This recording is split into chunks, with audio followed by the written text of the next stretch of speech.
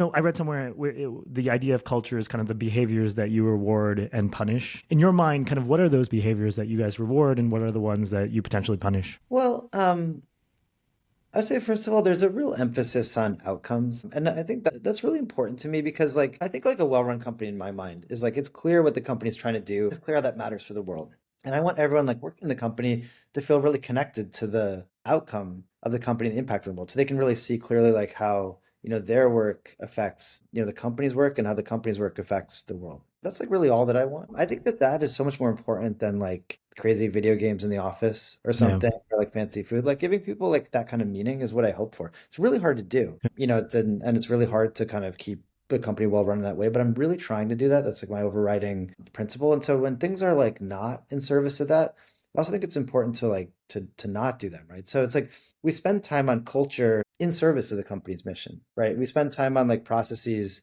We're not gonna have a meeting just to have it. We're gonna have a meeting Right. because we need it for some important reason that serves the company's outcomes that we're working on. So I hope that we have like a real focus on outcomes and real transparency around, what those outcomes are and how we do it. I think there's some management book like The Score Takes Care of Itself. Sure. Yeah. The stupidest title of all time. Score doesn't take care of itself. I want everyone to know the score, right? Because then we can get creative on how do we like run up the score? Like Right. how do we win here, right? So, I'm hoping to like I'm not trying to create a cult like some companies in Silicon Valley.